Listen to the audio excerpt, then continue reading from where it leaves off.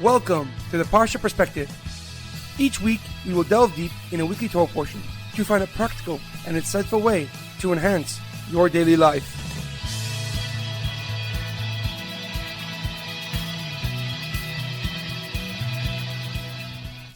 Thank you for tuning in. My name is Rabbi Shalom Yemini, and each week we will look into the weekly Torah portion to find practical and insightful ways to enhance your daily life.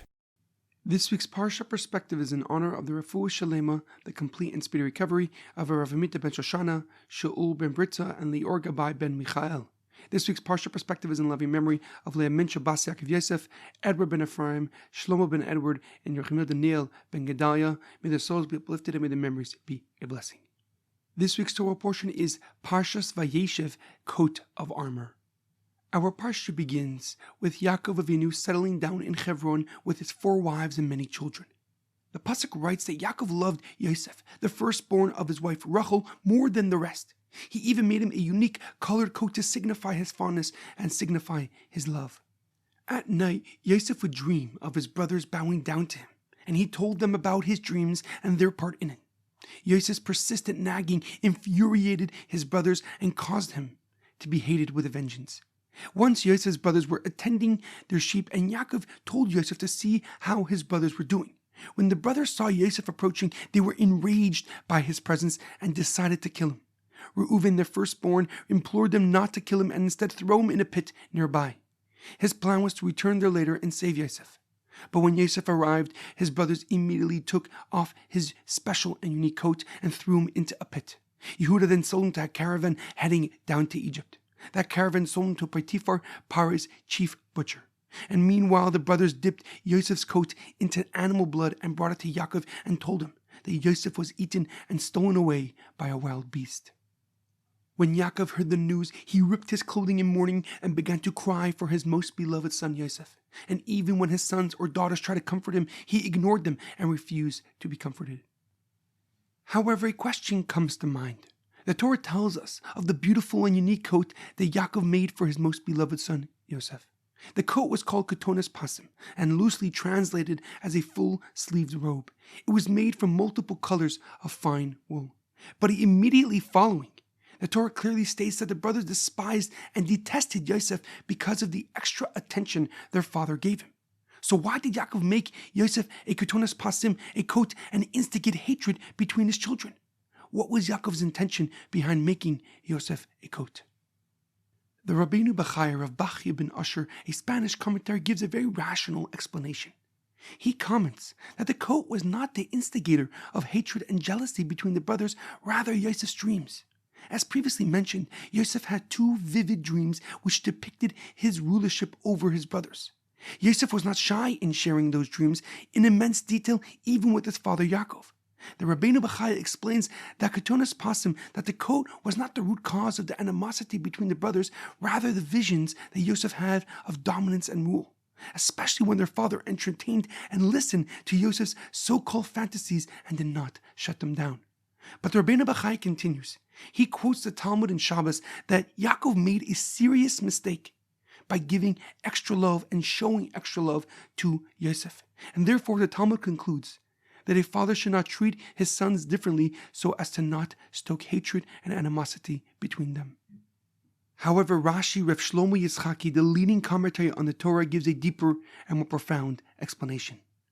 He writes that the word Passim, spelled Pei, Samach, Yud, Mem, is an acronym for the test, for the challenges that Yosef would face throughout his entire life. The first letter Pei refers to the person, Potiphar, and the test that he would encounter, that Yosef would have while working for him. The following 3 letters refer to the 3 caravans that Yosef was sold to, Schorim, Ishmaelim, and Midyanim. Yosef was first sold by his brothers to a group of Arabs.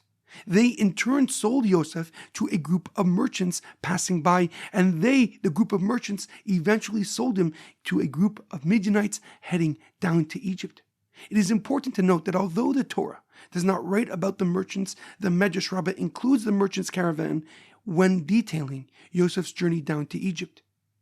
Rashi explains that Yaakov made Yosef a special coat to hint at the many tests and challenges that he would singularly face. While his other sons faced challenges, none came close to the struggles that Yosef would experience. And therefore Yaakov created a beautiful and unique coat to represent Yosef's challenges and Yosef's tests. The super commentary on Rashi, the Sifsei Chachamim, explains what Rashi is really saying. They write that the coat was not just a representation of his challenges, but a shield to protect him while experiencing those challenges. Ya'akov Avinu made a spiritual shield to safeguard Yosef throughout his many years of isolation and separation. So when Yosef faced a test and he faced a challenge, this extra protection helped him prevail and succeed beyond all expectations. This coat, writes the Sifsei Chachamim, was not the root cause of his brother's hatred, but one of the many reasons he overcame his challenges that he experienced. The Sifsei Chachamim's powerful explanation on the purpose and reason of the Ketones Passim is ever more relevant as we begin Hanukkah, the festival of light. The purpose of lighting the menorah is not to give physical illumination, but rather spiritual energy and strength, to supply us the power to supersede the immense darkness of this world and see the godly light that is shining bright.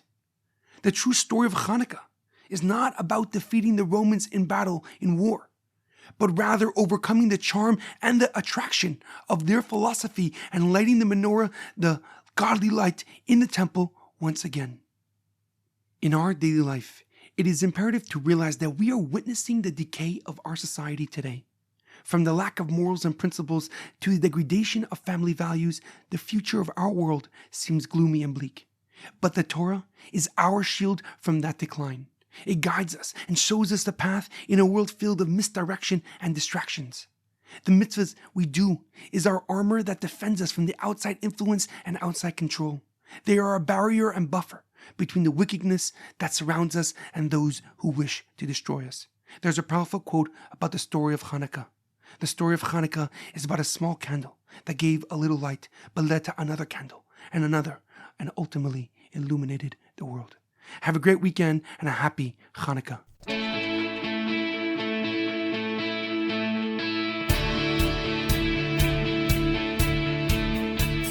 Thank you for tuning in to the Parsha Perspective. Check out our website, theparshaperspective.com. Send thoughts and comments to theparshaperspective@gmail.com. Till next time, thanks for listening.